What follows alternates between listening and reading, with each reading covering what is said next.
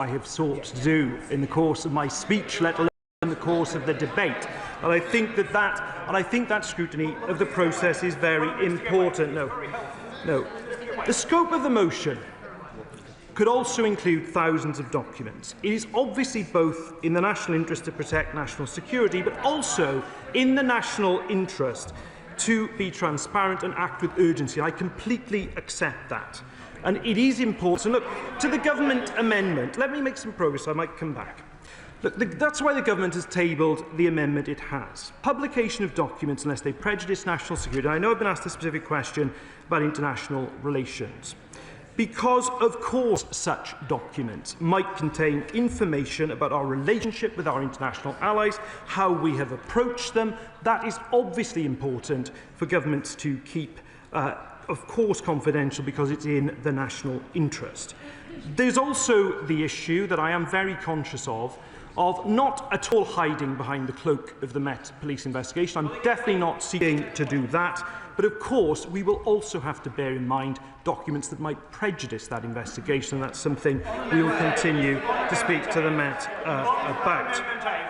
Now, Mr. Speaker, we will, of course, do all we can to comply with the motion as amended, and we will also update the House accordingly.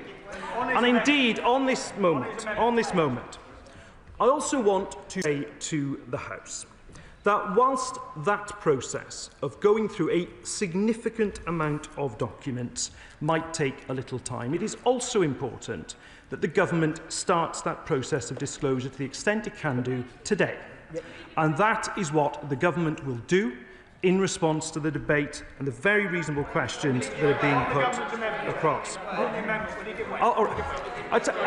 I am someone who rewards effort, and as the honourable gentleman has put in such effort, we'll allow. Can I return the compliment by just saying to the Minister how much I admire his ability and generosity in giving. I think he's doing an exceptional job.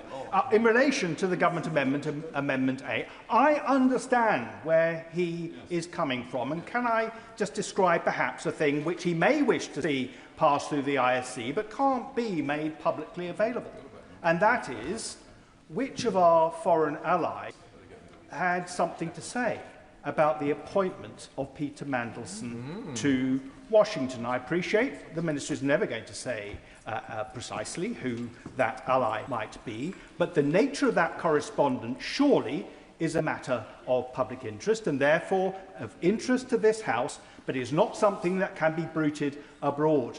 So the ISC provides the very obvious solution to discovering what representations were made and what material was passed between our allies and the Cabinet Office before this appointment was made. Can he make that commitment? Minister. Well, I hope the House has seen, even in the course of debate, Mr. Speaker, how the constructive approach I've tried to take on the role of the ISC and its role in this process. That's precisely what I've done. I want to turn now to another issue of this matter, which is the peerage.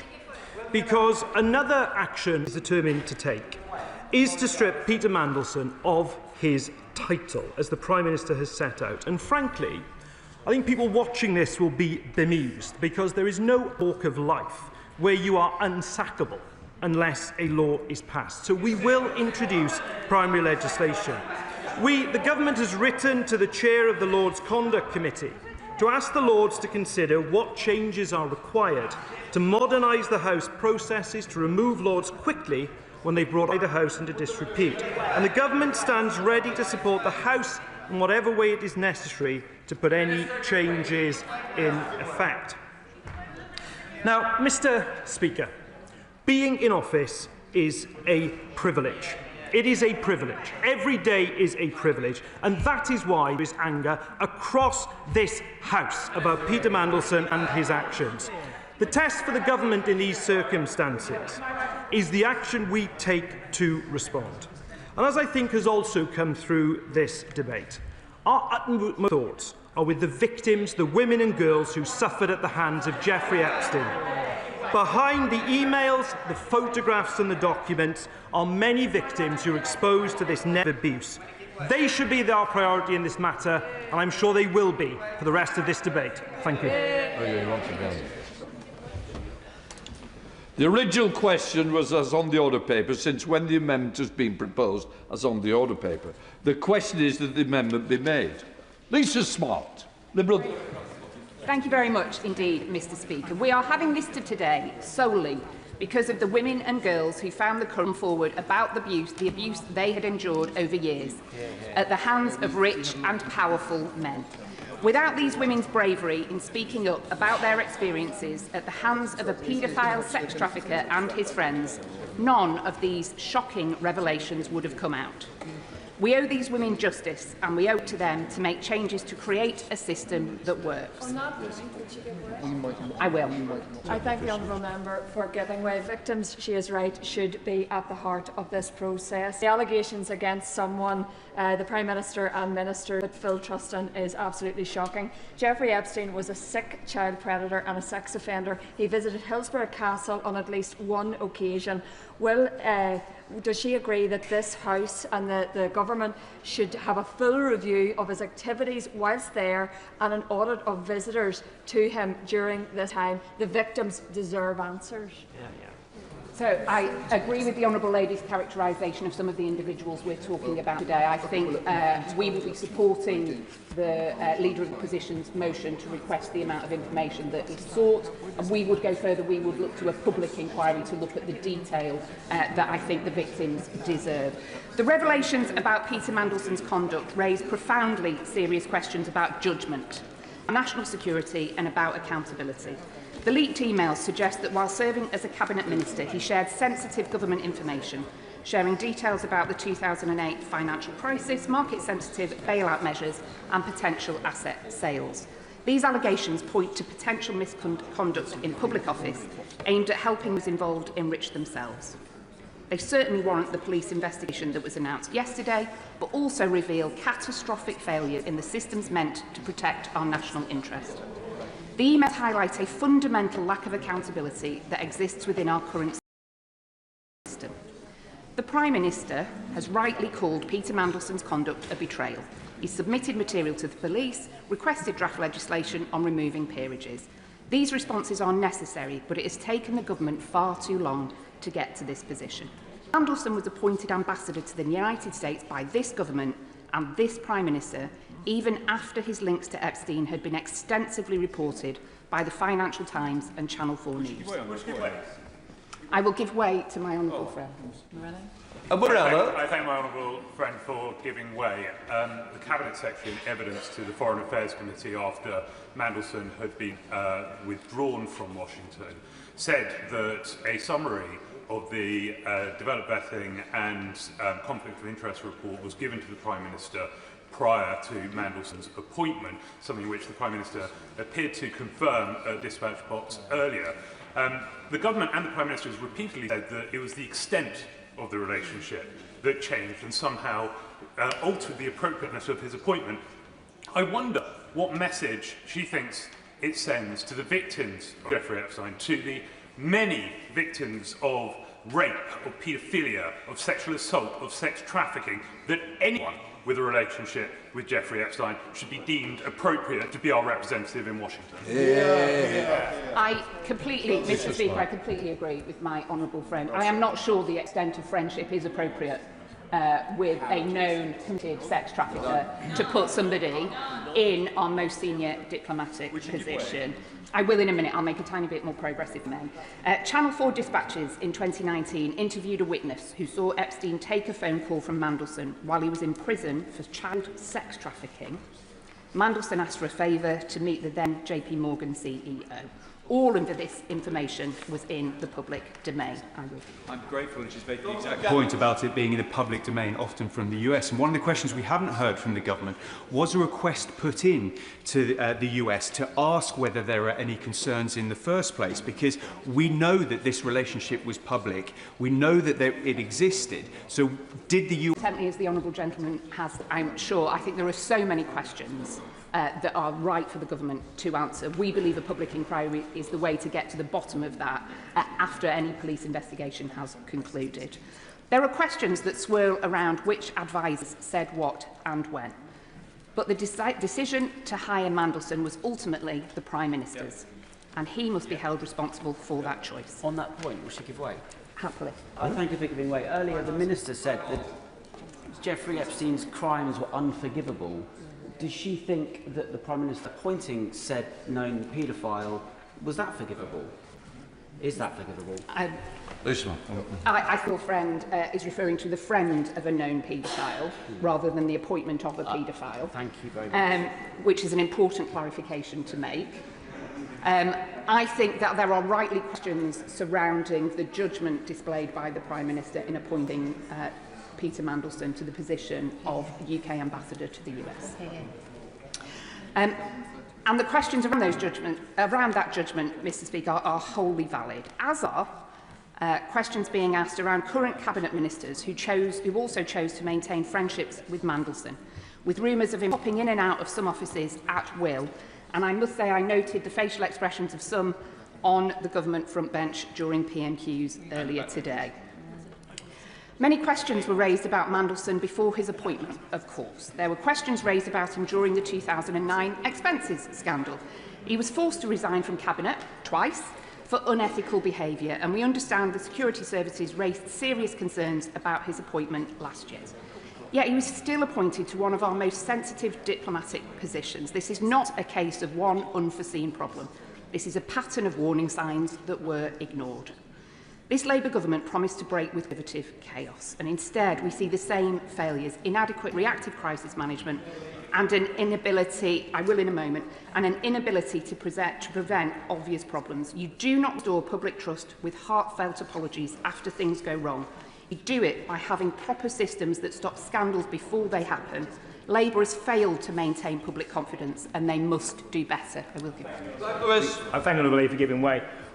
Obviously, people here want to get to the bottom of accountability in terms of the Prime Minister, other elements within number 10, and, of course, what Peter Mandelson himself has done. But there is something out there, I think, which is more systemic, and the public understand that this isn't just about a number of rotten apples in the system. It is systemic. It is about wealth and power and access and how they treat young girls and women and us, the public. They take us for mugs. So does she believe that this is wider than just a few bad apples? It is systemic, and that's what needs to be addressed here, and that's what the public wants. It's just So smart. I wholeheartedly agree with the honourable gentleman. I'm wondering, Mr. Speaker, if he's seen ahead in my notes for my remarks about some of the systemic changes we as Liberal Democrats would like to see. I agree with him. This goes far beyond a few bad apples. There are systemic failures in our country that we need to seize this opportunity to address. There are fundamental weaknesses in our system of government, weaknesses that successive administrations have failed to address and which now further threaten public confidence. I'm going to take the urging of the Father of the House to focus on how we make progress from here. We must make reforms to the ministerial code, as it is clearly not functioning as it is. The code exists as a set of rules and principles, acting as guidance for ministers rather than having legal basis. Therefore, ministers who breach it face no legal consequences. When the ministerial code is investigated, even when this is done by independent advisers, the Prime Minister can decide whether to listen to the adviser or not, which means that accountability becomes meaningless. And I wonder if, in his winding up remarks, the Minister might consider this and using this troubling episode in our story as a catalyst for bringing about the much-needed change by enshrining the ministerial code in law. Liberal Democrats believe that to go some way to restore vital public trust in our democracy, we also need to make fundamental reforms to this House and the other place. Members of the government clearly share this sentiment, as we've heard various ministers on the airwaves over the last couple of days saying that the government recognises the urgency of reforming the laws and may bring forward proposals at pace. I'd be if the Minister could lay out further detail of their plans to legislate, especially given growing concern about public trust in our democratic institutions and the integrity of this Parliament. The government has a substantial majority in this House, and we've seen that they're able to push through legislation rapidly. We saw this only last week with the Medical Training Prioritisation Bill, and the same process could be used to make urgent changes to the other place. Ministers need to set out the legal mechanisms available to suspend or remove a peer, the timetable for any planned legislation, the progress of cross-party discussions that have been mentioned in the press, and how confidence in the upper chamber will be restored. Because without clarification, uncertainty risks further eroding public confidence in Parliament and in our democratic institutions. To the specifics of the motion we're discussing today and the government amendment to it, we Liberal Democrats believe firmly that transparency is vital, and it is the very least the government can do to release the information requested, so we will be supporting the main motion. We would go further. We don't even know the full extent of the British establishment's involvement in Epstein's appalling crimes, or how many British girls and young women were trafficked by him.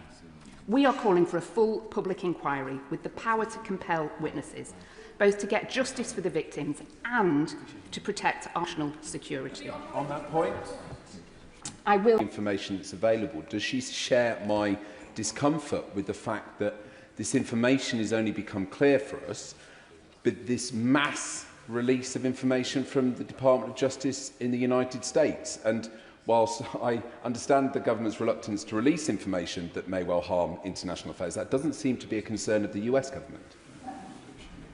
I'm grateful to my honourable friend, and I think the best disinfectant is often daylight. I am strongly in favour of transparency and welcome it, including the information that's been requested today. For giving way. I think her point about the wider establishment is important. Thank you, Mr. Speaker.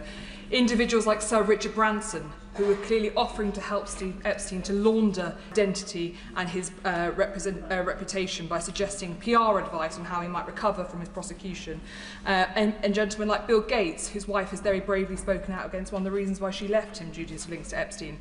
How do we make sure that men like this, who continue to have extreme power, can face some sort of justice on this?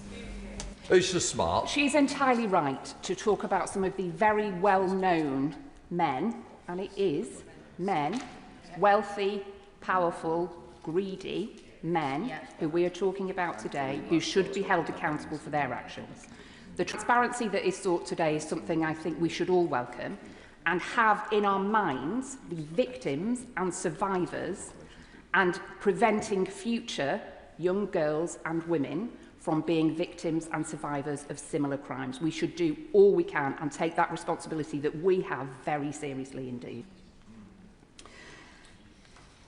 My right honourable friend, the member for Kingston and Surbiton, mentioned earlier in questions to the Prime Minister, and indeed the Shadow Minister mentioned from the dispatch box today, the Polish government thinks Epstein may have been spying for Putin.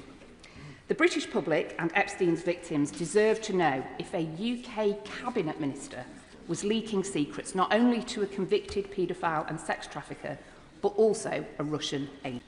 We Liberal Democrats recognise the vital importance of safeguarding national security and genuinely welcome the openness displayed by the Minister in looking at the ISC as a way of getting to the bottom of some of this that he expressed earlier. However, safeguards are already in place to protect national security. These include the National Security Act, which restricts the disclosure of information where this would harm the safety or interests of the UK. And in tabling the amendment they have, including international relations, as a reason to keep secret the information they have, the government is trying to wriggle out of their obligation to the truth, and we will not support it. Willingly. The Honourable Lady for giving way. I think the transparency point is really important. Peter Mandelson was a Labour politician. This is a Labour government. It may be that Peter Mandelson was an isolated bad apple and really no one knew anything about anything that he was transparent. They'll wonder who they're covering up for and why. Lisa Smart. I think there have been a series of administrations who have not been as open as they might be, who've made poor choices of some of their members that have ended up in scandal and disgrace. And I completely agree if she's making a point that public trust in our institutions, public trust in our government is vital, and we must all take that very seriously. There is a sorry legacy of recent governments who have behaved less than impeccably in a number of ways. And I think using this whole sorry episode as a catalyst to bring about much needed change is something we would strongly support. Would you give way? Would you give way? I will give way and then I will. I'm giving way. Now, the Prime Minister has said it's okay, but the Cabinet Secretary is going to command this process. Does she agree with me that the Cabinet Secretary is a person of impeccable repute, but whatever he is, he can't be objective. He's been involved in this process. It is almost unfair to put this on him. So what mechanism can she devise that will deal with that, other than give the great bulk of this, because international relations is going to cover the great bulk of this, to the ISC? Well, he's clearly been reading Liberal Democrat press releases, Mr Speaker, because we believe a public inquiry is a far more effective way of getting to the bottom of this. That he made that point. I said I'd go to the back and then I thank the member for giving way, and she's making some excellent points. Would she agree with me that all of the inquiry systems that have been discussed so far in this debate are actually influenced or participants in of people who've been within the golden circle of Peter Mandelson in the past? Don't we need something very novel and very different, such as an independent judge-led inquiry or judicially-led inquiry that examines the whole thing in the round in the way that perhaps the Chilcot inquiry looked into the Iraq War? I'm always delighted to get agreement from across the political spectrum, Mr Speaker, and I very much agree with the right honourable gentleman that an independent judge-led inquiry would be the right way to go.